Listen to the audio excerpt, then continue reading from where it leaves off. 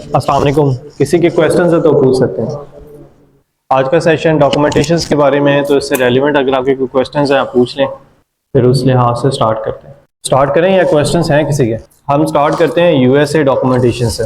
ठीक है, इसके रेलिवेंट किसी के पास कोई इन्फॉर्मेशन हो, पास्ट कोई एक्सपीरियंस हो, फर्स्ट टाइम है? ओके। किसी ने कुछ नाम सुने? EIN क्या होता है, ITIN क्या होता है? हाँ हाँ, अच्छा चलें स्टार्ट करते हैं। कंपनी फॉर्मेशन सबसे इंपॉर्टेंट चीज़ होती है कि जब आपने कोई डॉक्यूमेंटेशन स्टार्ट करनी होती है किसी भी कंट्री में, चाहे वो पाकिस्तान में है, चाहे वो US में है, चाहे वो UK में है, किसी भी कंट्री में जब आप डॉक्यूमेंटेशन को स्टार्ट करते हैं तो सबसे पहले आपकी कंपनी फॉर्म हो। ठीक है, अच्छा, कंपनी फॉर्म होने का मतलब ये नहीं होता कि आपने को एक बिल्डिंग लेनी है जिसमें 10 स्टोरी बिल्डिंग हो, जिसमें कम से कम 1000 एम्प्लॉयज़ हो तो कंपनी बनती है। ठीक है, कंपनी फॉर्मेशन का मतलब सिर्फ इतना सा होता है कि एक नाम है जो आपने उस कंट्री में रजिस्टर्ड किया, उसको कहते हैं कंपनी फॉर्मेशन। ठीक है, इसके अलावा कंपनी फॉर्मेशन का और कोई चीज़ नहीं होती, मतलब वो कोई ऐसी एलिमेंट नहीं है कि जिसमें इतने नंबर ऑफ एम्प्लॉयज़ होंगे, इतनी आपकी हिस्ट्री होगी, इतनी आपकी ट्रेड होगी, इतनी आपके इंसेंटिव होंगे, इतनी आपकी इन्वेस्टमेंट होगी तो आप कंपनी बना सकते हैं। ऐसा कुछ भी नहीं। ठीक है, नहीं, वहाँ पे ऐसा कुछ भी नहीं है। कोई ऑफिस की रिक्वायरमेंट्स नहीं है कि आपकी कोई ऑफिस है, कोई बिल्डिंग है, कोई आपने शो करनी है ये आपकी बिल्डिंग है, ऐसा कुछ भी नहीं होता। सिर्फ आपने एड्रेस देना होता है। वो एड्रेस कमर्शियल एड्रेस भी हो सकता है, वो एड्रेस रेजिडेंशियल एड्रेस पे। कमर्शियल का मतलब है कि आप कोई ऑफिस का बिल्डिंग भी हो सकती है, रेजिडेंशियल का मतलब है कि आप आपके घर का एड्रेस भी हो सकता है। सो NTN बनाने के लिए भी कोई ऐसी रिक्वायरमेंट्स नहीं है कि आपने कमर्शियल एड्रेस ही देना है, आप रेजिडेंशियल एड्रेस भी दे सकते हैं। ठीक है, और इसी तरह US में या UK में भी यही है कि जब आपने कंपनी फॉर्मेशन करनी है, इट डजंट मीन कि आपने कमर्शियल एड्रेस पे ही रजिस्टर्ड होना है, आप उसको रेजिडेंशियल एड्रेस पे भी रजिस्टर कर सकते हो। ठीक है, सो स्टार्ट करते हैं कि कंपनी बनाने के लिए जो सबसे इंपॉर्टेंट चीज़ पहली आपको चाहिए होती है वो आपको चाहिए होता है आपके पास एक फिजिकल एड्रेस होना चाहिए। ठीक है, एक आपके पास क्या होना चाहिए? Physical address. एड्रेस आपका होगा, एड्रेस का मतलब क्या होता है? देखिए, एड्रेस का मतलब ये नहीं है कि उस जगह पे कोई बिल्डिंग है या हाँ, ये मैं सिर्फ USA के बारे में बात कर रहा हूँ। एड्रेस भी USA की जब बात हो रही है, इट मीन सारी चीजें ही US की होंगी। ठीक है, जब हम US डॉक्यूमेंटेशंस के बारे में स्टडी कर रहे हैं, इट मीन्स मैं जो भी वर्ड बोलूंगा, वो एड्रेस बोलूं, पासपोर्ट बोलूं या जो भी चीज बोलूंगा वो समझे US के ही बारे में है। अगर US के अलावा कोई यूज हो सकता है तो मैं आपको बताऊंगा कि हाँ ये चीज US के बाहर वाली भी यूज हो सकती है। ठीक है, ठीक है, तो फिजिकल एड्रेस का मतलब है कि आपके पास कंपनी बनाने के लिए पहले एक फिजिकल एड्रेस होना चाहिए। ठीक है, फिजिकल एड्रेस क्या होता है? एक ऐसा एड्रेस जो उस कंट्री में एग्जिस्ट करता हो। ठीक है, उसका मतलब है कि वो फिजिकल एड्रेस है USA का। USA का आप फिजिकल एड्रेस किसी भी स्टेट का ले सकते हैं। ठीक है, यूनाइटेड स्टेट में 50+ स्टेट्स हैं, तो आप जिस भी स्टेट का एड्रेस यूज करेंगे आपकी कंपनी उस स्टेट में कंसीडर होती है कि वो आपकी कंपनी उस स्टेट में बनी है। ठीक है, जैसे आप UK में जब कंपनी बनाते हैं ना तो वो कोई स्टेट वाइज या कोई सिटी वाइज नहीं क्रिएट होती। ठीक है, वो एक पूरे कंट्री की एक LTD कंसीडर होती है। ठीक है, बट USA में जब आप कंपनी बनाते हैं तो वो आपकी स्टेट वाइज कंसीडर होती है। जिस स्टेट में आप कंपनी बनाते हैं उस स्टेट के लॉज आप पे इंप्लीमेंट हो। ठीक है, जिस स्टेट में, फॉर एग्जांपल आप न्यूयॉर्क में कंपनी रजिस्टर्ड करते हैं तो उसका प्रोसीजर एक डिफरेंट है, आप व्योमिंग में करते हैं उसका प्रोसीजर डिफरेंट है, आप ओहायो में करते हो उसका प्रोसीजर डिफरेंट है, और उसके लॉज भी डिफरेंट है। लॉज का मतलब क्या होता है कि आपके जो सेल टैक्स हैं वो भी डिफरेंट है, आपकी जो एनुअल फीसिस हैं वो भी डिफरेंट है, जो रीन्यूअल फीसिस हैं वो भी डिफरेंट है। तो हर फीसिस डिफरेंट होती हैं जब आप जिस स्टेट में आप कंपनी बना रहे होते हो। तो USA में जब आप कंपनी बनाते हो तो आपने पहले ये चीज स्टडी करनी होती है कि हमें किस स्टेट की कंपनी चाहिए बेसिकली। ठीक है, सो आप जिस स्टेट में कंपनी बना रहे हो, फॉर एग्जांपल आपने डिसाइड किया जी हम टेक्सास में कंपनी बनाते हैं, या आप ओहायो में कंपनी बनाते हो, ठीक है, आप मिशिगन में कंपनी बनाते हो, आप जिस भी स्टेट में कंपनी बनाते हो आपने उस स्टेट का एड्रेस लेना होता है बेसिकली। ठीक है, अब वो एड्रेस दो तरह से होता है। एक एड्रेस ये होता है कि आपका कोई रिलेटिव्स है वो आपको एड्रेस दे सकते हैं, एक एड्रेस आपने वर्चुअली बाय करना होता है।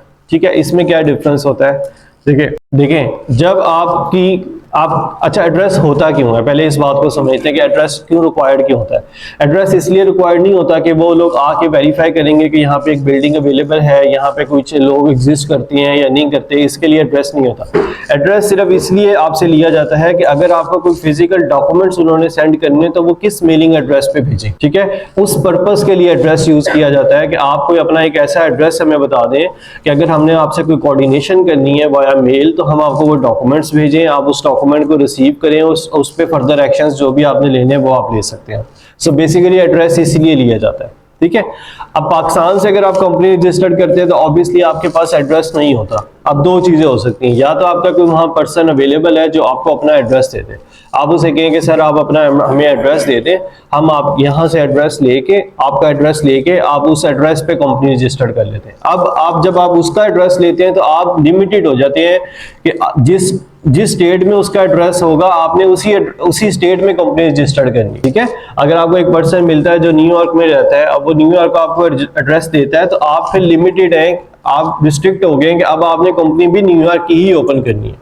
अब न्यूयॉर्क के एड्रेस पे आप व्योमिंग की कंपनी नहीं ओपन कर सकते, समझ आ रही। सो इसलिए आपको एड्रेस, हाँ, हर स्टेट का एक डिफरेंट एड्रेस होता है, जहां का एड्रेस आपके पास अवेलेबल होगा वहां की ही आप कंपनी रजिस्टर्ड कर सकते। सो आपको सबसे पहले ये चीज देखनी है कि एड्रेस आपके पास कहाँ का होगा। डिफरेंट कंपनीज अवेलेबल है मार्केट में जो आपको वर्चुअल एड्रेसेस दे देती हैं, आप वहां से कोई भी वर्चुअल एड्रेस बाय कर सकते हो और आप उस एड्रेस को यूज कर सकते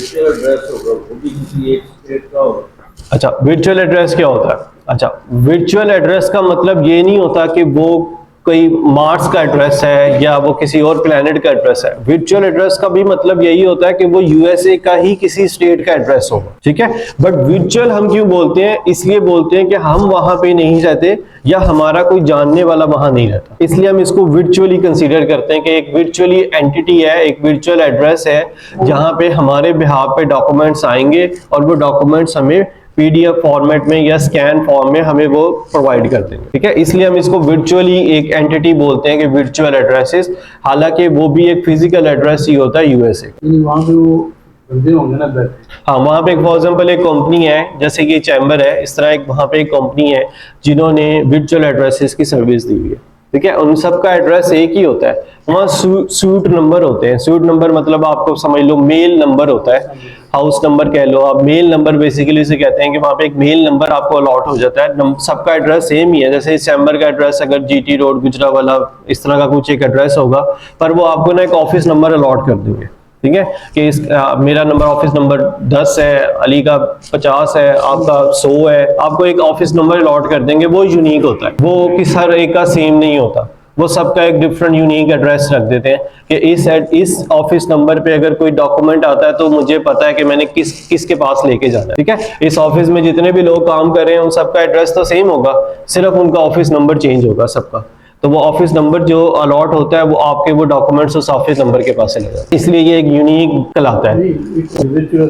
वो ज्यादा लोगों को भी सेम एड्रेस दिया जाता है। अच्छा, इसमें क्या है, अब आपके ऊपर डिपेंड करता है कि आपने कंपनी किस पर्पस के लिए ओपन, अगर आपकी कंपनी ओपन करने का मकसद ये है कि आप कोई डिजिटल मार्केटिंग की सर्विस दे देना चाहते हैं, अगर आपकी कंपनी का मकसद है कि आप ट्रक डिस्पैचिंग की सर्विस देना चाहते हैं, अगर आपकी कंपनी का मकसद है आप मेडिकल बिलिंग की सर्विसेज देना, अगर आपकी कंपनी का मकसद है कि आप इंपोर्ट एक्सपोर्ट करना चाहते हैं, मतलब ये ऐसे बिजनेसेस हैं जहां पे आपको कोई यूनिक एड्रेस लेने की जरूरत नहीं पड़ती। आपको सिर्फ एक एड्रेस चाहिए जहां पे डॉक्यूमेंट्स आए और वो डॉक्यूमेंट्स आप तक आ जाए। अगर आपने अमेज़न ओपन करना है, आप थर्ड पार्टी भी आप काम, हाँ, अगर आपने कोई ऐसी सर्विसेज यूज करनी है जिस सर्विसेज में आपको यूनिक एड्रेस की जरूरत नहीं पड़ती। यूनिक एड्रेस की जरूरत क्यों पड़ती है, पहले समझे यूनिक फिजिकल एड्रेस होता क्या है। यूनिक फिजिकल एड्रेस एक ऐसा एड्रेस होता है जो आपके अलावा ना पहले किसी को दिया गया है ना बाद में किसी को दिया जाएगा। It means unique physical address, ठीक है। इसके सामने अगर मैं लिखता हूँ ना यूनिक का वर्ड, यूनिक फिजिकल एड्रेस का मतलब होता है एक ऐसा एड्रेस जो आपसे पहले भी किसी को नहीं दिया और आपके बाद भी किसी को नहीं दिया जाएगा। It means unique physical address. अब अमेज़न पे जब आप कंपनी बनाते हो या अमेज़न पे जब आप अकाउंट क्रिएट करते हो तो वहां पे आपको यूनिक फिजिकल एड्रेस चाहिए होता है, एक ऐसा एड्रेस जो एड्रेस पहले इस एड्रेस पे अमेज़न ना बनाओ, ठीक है। अब आपका एक क्वेश्चन ये होता है, जो एक मोस्ट कॉमन क्वेश्चन होता है कि अगर हमें कैसे पता लगेगा इस एड्रेस पे पहले अकाउंट बना हुआ था या नहीं था, या हमें तो नहीं पता कि इस एड्रेस पे बाद में भी अकाउंट बन सकता है कि नहीं बन सकता। ठीक है, सो पहले नंबर पे तो आप एड्रेसेस ऐसी कंपनी से लेते हो जो कंपनीज थोड़ी रिलायबल कंपनीज हैं, जिनकी एक थोड़ी मार्केट में वर्थ है, ताकि आप उनसे जब एड्रेसेस लो तो आप थोड़ा सा मेक श्योर हो सकते हो कि हाँ इस सूट नंबर पे या इस ऑफिस नंबर पे आप पे पहले कोई एड्रेस नहीं, पहले कोई अकाउंट नहीं बना होगा। अगर फॉर एग्जांपल हम एक एग्जांपल लेते हैं कि एक घर में कोई फिजिकल घर है यूएसए में या यूके में, एक घर में 5 लोग रहते हैं, उन 5 नंबर जो 5 पर्सन है उनके आईडी कार्ड पे, उनके पासपोर्ट पे या उनके जो भी डॉक्यूमेंट्स हैं उन सब पे सेम एड्रेस होगा, वहाँ पे कोई सूट नंबर नहीं होगा, वहाँ पे तो सेम एड्रेस होगा। एक घर का एड्रेस है तो ऑब्वियसली वो सबका सेम एड्रेस होगा, और सब 18 साल से ऊपर हैं या सबके डॉक्यूमेंट्स हैं, सब एलिजिबल है अमेजोन अकाउंट बनाने के लिए या ईबे अकाउंट बनाने के लिए, तो वहाँ पे कंफ्लिक्ट आ जाता है। अगर पहले किसी बड़े भाई ने या किसी पर्सन ने अकाउंट क्रिएट कर लिया तो बाकियों का क्या कसूर है कि वो क्यों नहीं अकाउंट बना सकते ना। तो उसके लिए अमेजोन एग्जांपल आपको ये देता है कि अगर आपने एक पर्सन बैलून बेच रहा है तो पर्सन बी बैलून ना बेचे। मतलब अगर आप एक ही एड्रेस डिफरेंट अकाउंट्स के लिए यूज करते हैं तो आपकी प्रोडक्ट सेम नहीं होनी चाहिए। अगर आपकी प्रोडक्ट सेम हुई तो बहुत हद तक चांसेस हैं कि आपका लिंक्ड अकाउंट हो जाएगा। ठीक है, लिंक्ड अकाउंट क्या होता है, मैं आपको पहले भी एक एग्जांपल दे रहा था। मेरी एक क्लाइंट है कविता के नाम से, उसका अकाउंट उसके हस्बैंड से कनेक्ट हो गया था। ठीक है, उसका हस्बैंड यूएस सिटीजन था और कविता इंडियन सिटीजन है। ठीक है, पर वो काफी सालों से वहां पे रहती है तो वो भी एक यूएस सिटीजन ही है। बट जब उसके हस्बैंड का अकाउंट सस्पेंड हुआ, उसका अकाउंट बहुत सही चल रहा था, उसकी सही सेल आ रही थी, वो प्राइवेट लेबल कर रही थी, बट उसका अकाउंट लिंक्ड हो गया उसके हस्बैंड की वजह से और वो भी अकाउंट सस्पेंड हो गया। ठीक है, सो ये एक छोटी सी चीज होती है एड्रेस, पर ये बहुत इफेक्टिव चीज होती है जब आपके कोई सस्पेंशन आ सकती है इसके ऊपर। तो आपने मेक श्योर रहना है जब भी आपने एड्रेस लेना है अमेजोन के पॉइंट ऑफ व्यू से। मैं अगेन आपकी बात कर रहा हूँ, देखिए डॉक्यूमेंटेशन पहले डिजाइन की जाती है कि आपका नेचर ऑफ बिजनेस क्या होगा। डॉक्यूमेंटेशन करने के बाद नेचर ऑफ बिजनेस डिसाइड नहीं होती। ठीक है, आपने पहले क्लियर होना होता है कि मैंने इस एंटिटी पे, इस बिजनेस पे, इस कंपनी पे क्या बिजनेस करना है। जब आपका एंटिटी क्लियर है, आपका बिजनेस क्लियर है, देन आप कंपनी फॉर्मेशन पे जाते हो कि ठीक है आपकी रिक्वायरमेंट है, इस रिक्वायरमेंट के मुताबिक आप इस तरह कंपनी बनाए। अगर आपकी रिक्वायरमेंट डिफरेंट है तो आपने उस लिहाज से अपनी डॉक्यूमेंटेशन करनी है। आपने जो एग्जांपल दी कोई इनका जो लिंक्ड अकाउंट हुआ है उनकी एक ही प्रॉब्लम है नहीं, उनका लिंक इसलिए हुआ है कि हो सकता है किसी भी टाइम उनका एड्रेस सेम है, एड्रेस तो सेम है ही उनका, पर हो सकता है किसी भी टाइम उनका इंटरनेट सेम हुआ हो सकता है किसी भी टाइम कुछ और चीज सेम हुई हो, वो अमेजोन नहीं आपको बताता। जैसे अभी आप कह रहे हैं कि एक ही घर में 5 अफराद, तो एक ड्रेस भी एक है, सारा कुछ एक, वो फिर कैसे? तो उनकी प्रॉब्लम है, उनकी प्रॉब्लम आ सकती है, फ्यूचर में प्रॉब्लम आ सकती है कि उनका अकाउंट आपस में लिंक्ड हो सकता है। उसके लिए फिर उनको डिफरेंट जगह पे हाँ, या तो डिफरेंट के साथ कर लेते हैं, डिफरेंट ड्रेसेस यूज करें या डिफरेंट, ये एक ऐसा पॉइंट है जिसपे हम बहुत ज्यादा डिबेट कर सकते हैं, बट इस डिबेट का एंड ऑफ द डे कोई सोल्यूशन नहीं है, क्योंकि अमेजोन इसका कोई सोल्यूशन नहीं देता। अगर वो अकाउंट आपका लिंक कर देता है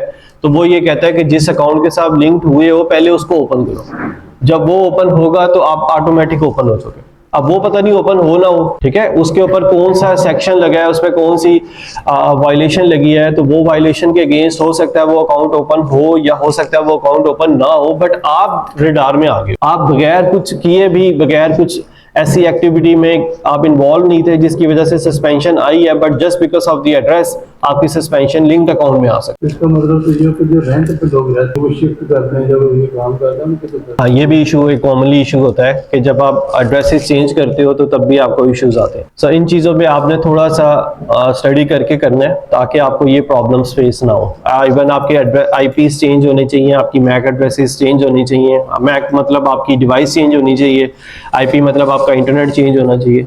सो एड्रेस सेम होने की पॉसिबिलिटीज होती हैं, बट मैक एड्रेस और आईपी एड्रेस सेम या कार्ड के सेम या पर्सन का नाम सेम, इतना सब कुछ सेम होने की कोई चांसेस नहीं हो। ठीक है, तो इसमें कोई कंफ्यूजन हो एड्रेस के, बाकी किसी एंटिटी के लिए नहीं हो। बाकी देखिए, आपने ट्रैकिंग करनी है तो आपको ट्रैकिंग का बिजनेस एड्रेस की वजह से इफेक्ट नहीं होता। मेडिकल बिलिंग आपने करनी है, उसकी वजह से, एड्रेस की वजह से आपका वो बिजनेस इफेक्ट नहीं होता। आपने डिजिटल मार्केटिंग की सर्विसेज देनी है तो उसकी वजह से आई डोंट नो कि आपका ये एड्रेस की वजह से इफेक्ट होता है, तो इन चीज़ों से इफेक्ट नहीं होता। सॉरी, अच्छा हाँ, देखिए ई कॉमर्स एक सारी एक ही कैटेगरी में आ गया, वो अमेजोन, ईबे, वॉलमार्ट, एटसी, वो सारी एक ही कैटेगरी के अंदर है, क्योंकि उनकी तकरीबन सबकी पॉलिसीज ऑलमोस्ट सेम है।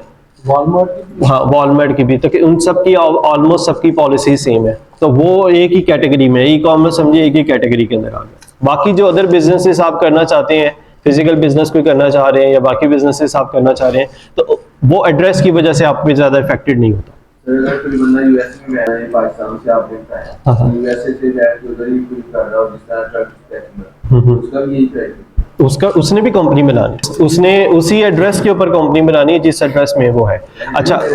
अच्छा अगर यूएसए का पर्सन है, फॉर एग्जांपल न्यूयॉर्क में है, वो कहता है कि न्यूयॉर्क में टैक्सेस बहुत ज्यादा हैं, तो मैं व्योमिंग में कंपनी ओपन करता हूँ, वो भी वर्चुअल एड्रेस लेके ओपन कर सकते हैं। उसे एलियन कहते हैं, बेसिकली एलियन कंपनीज कहते हैं कि एक पर्सन एक स्टेट में है और वो दूसरी स्टेट में अगर कंपनी बना रहा है तो उसे एलियन स्टेट्स कहते हैं, कि आप एलियन स्टेट्स में भी कंपनी की सीट बना सकते हैं। यूएस सिटीजन भी वर्चुअल कंपनी बना सकते हैं। उन्हीं डॉक्यूमेंट पे दूसरी जगह भी बन जाएगी, लेकिन वहाँ पे जो सेल्स टैक्स या हाँ वो डिफरेंट होंगे, टैक्सेशन उसकी डिफरेंट होगी। उसका के लिए कुछ पाकिस्तान में भी ऐसे होता है ना, अब आप देखें ना, आज़ाद कश्मीर में आपकी काफ़ी मैन्युफैक्चरिंग प्लांट्स हैं, वो क्यों है? वो इसलिए है कि वहाँ वो टैक्स फ्री जोन है। पाकिस्तान इंटरनल, जब आप पंजाब में आते हैं यहाँ टैक्सेशन ज़्यादा है, तो लोग ज़्यादातर आज़ाद कश्मीर में, आपके जितने भी बड़े बड़े ब्रांड हैं उन सबकी मैन्युफैक्चरिंग प्लांट्स आज़ाद कश्मीर में। उसकी रीज़न ये है कि वहाँ पे थोड़ी वो टैक्स फ्री जोन है, तो इसलिए ये लोग भी ऐसे काम करते हैं। आपने देखें, ये डॉक्यूमेंटेशंस आपने करनी होती हैं, ये प्लानिंग पहले होती है कि आपने किस तरह प्लान करना चीज़ों की। वाईफाई अगर एक घर में 3-4 उनका गैस तो एक ही होगा, अगर वो 3-4 में करना चाहते हैं हर एक वाईफाई ज़्यादा। हाँ देखिए, ये एक रिक्वायरमेंट है ना एक बिजनेस की, हर बिजनेस की एक रिक्वायरमेंट्स होती है, ठीक है। इंपोर्ट एक्सपोर्ट की कुछ रिक्वायरमेंट्स हैं कि आपने ये करना है, अगर आप वो नहीं करते तो आप फिर उन रिक्वायरमेंट्स पे फिलअप नहीं करते। इस तरह अमेजोन की कुछ रिक्वायरमेंट्स हैं या ई कॉमर्स प्लेटफॉर्म्स की कुछ रिक्वायरमेंट्स हैं, आपने उस रिक्वायरमेंट्स को मीटअप करना है। अगर आप उन रिक्वायरमेंट्स को मीटअप नहीं करेंगे तो आप पे चांसेस हैं कि आप सस्पेंशन में आ जाए। कौन सी सर्विसेज देते हैं?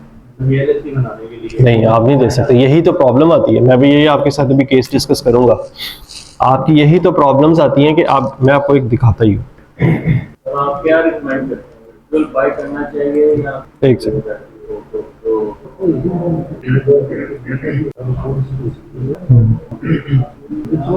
अच्छा ये देखें, ये देखें, अभी ये मैं रास्ते में था, ये मेरा एक क्लाइंट है, मैं उसके साथ डिस्कस कर रहा था, वो कहता है ASP वॉज लिंक विद मोंटिंगिरो, कुछ इस तरह की कंपनी का नाम है, ठीक है। ये इसके साथ लिंक्ड हो गया, and the same case with the मार्फिल लिंक विद द लिगमेंट। अब वो जो मार्फिल है वो किसके साथ, लिगमेंट के साथ कनेक्ट हुआ हुआ है, ASP जो है वो मोंटेगिरो के साथ कनेक्ट हुआ हुआ है। ये लिंक क्यों हो गए हैं? ये लिंक इसीलिए हुए हैं क्योंकि इन दोनों कंपनीज के एड्रेसेस सेम थे, ठीक है। तो जब एड्रेसेस सेम होते हैं तो ये प्रॉब्लम्स आपको फेस करनी पड़ सकती हैं, तो आपने इसके ऊपर मेक श्योर रहना है, जिससे भी आपने वर्चुअल एड्रेस है तो सेम नहीं हो सकता। नहीं, कोई भी एड्रेस है, वो चाहे वर्चुअल है चाहे फिजिकल है, आपने एक कोशिश करनी है कि आपने यूनिक एड्रेस यूज करना। देखिए, वर्चुअल हो या फिजिकल हो, वो एड्रेस ही होता है।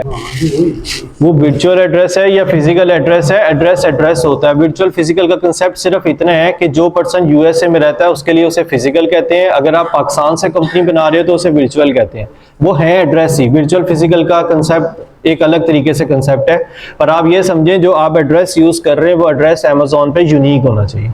अगर आपका यूनिक नहीं है, किसी और अकाउंट पे भी वही एड्रेस यूज हुआ हुआ है, उसकी सस्पेंशन से आप पे भी इफेक्ट आ सकता है। ये एक सिंपल सी बात ही है, इतनी सी। ई कॉमर्स के लिए अमेजोन, ईबे, वॉलमार्ट, एटसी, ये सारी प्लेटफॉर्म्स, ठीक है, इन सब के लिए, हाँ वॉलमार्ट, इन सब एड्रेसेस पे क्या हो सकता है, इन सब कंपनीज, इन सब ई कॉमर्स प्लेटफॉर्म्स पे आपका एड्रेस यूनिक होना चाहिए। क्लियर हो गया? आगे चलते। इसके बाद आपको एक फोन नंबर चाहिए होगा, वो आपको मिल जाता है $100 से $150 में एनुअली, ठीक है।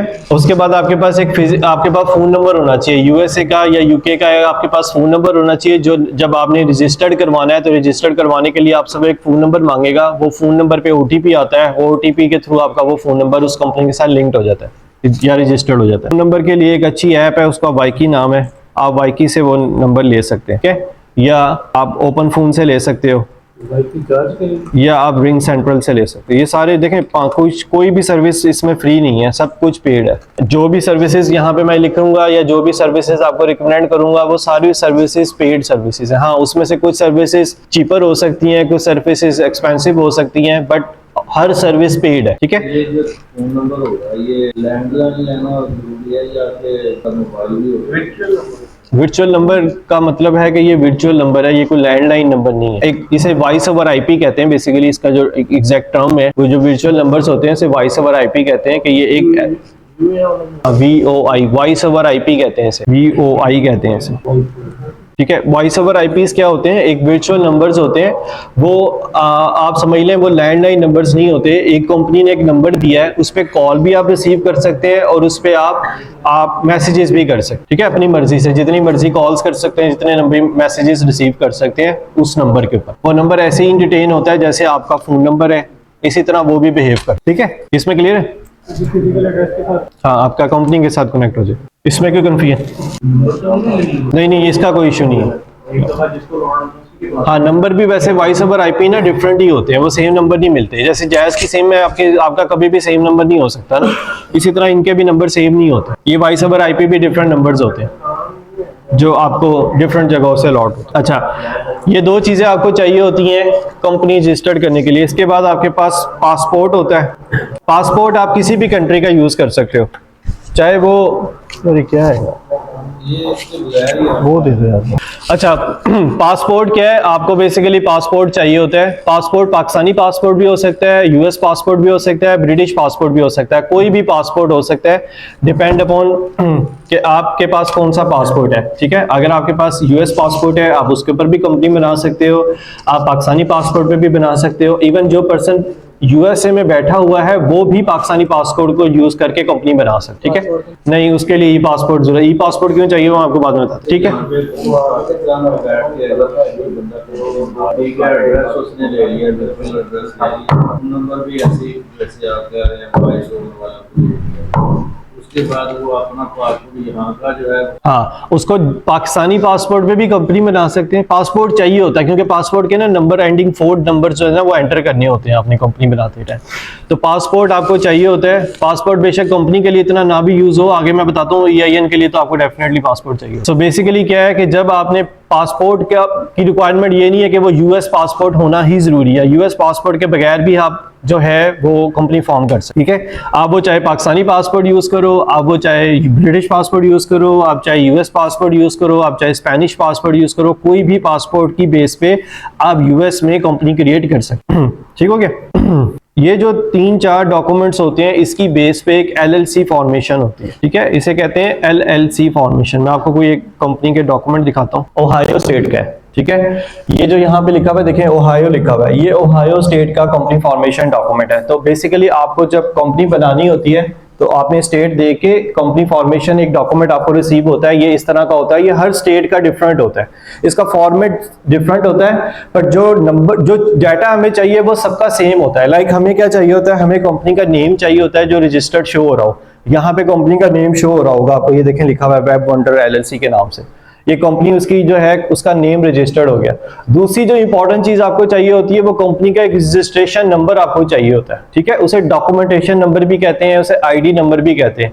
कहीं पे आपको डॉक्यूमेंटेशन नंबर लिखा होगा, कहीं पे आपको कंपनी नंबर लिखा होगा, कहीं पे वो ID नंबर लिखा होता है। डिफरेंट स्टेट्स में या डिफरेंट कंपनी डॉक्यूमेंट्स में वो डिफरेंट तरीकों से लिखा होता है। जैसे यहाँ पे देखें लिखा हुआ है डॉक्यूमेंट नंबर, ये जो आपका डॉक्यूमेंट नंबर होता है ये बेसिकली आपका कंपनी रजिस्ट्रेशन नंबर होता है। जब आप Amazon का भी अकाउंट क्रिएट करते हो या आप या ई-कॉमर्स के डिफरेंट प्लेटफॉर्म जब आप क्रिएट करते हो ना, वो आपसे डॉक्यूमेंटेशन नंबर रिक्वायर्ड करते हैं या रजिस्ट्रेशन नंबर रिक्वायर्ड करते हैं। तो ये नंबर होता है जो बेसिकली आपको चाहिए होता है। ठीक है, तो कंपनी बन गई यहाँ तक हमारी, इसमें कोई क्वेश्चंस हो कंपनी बनने तक?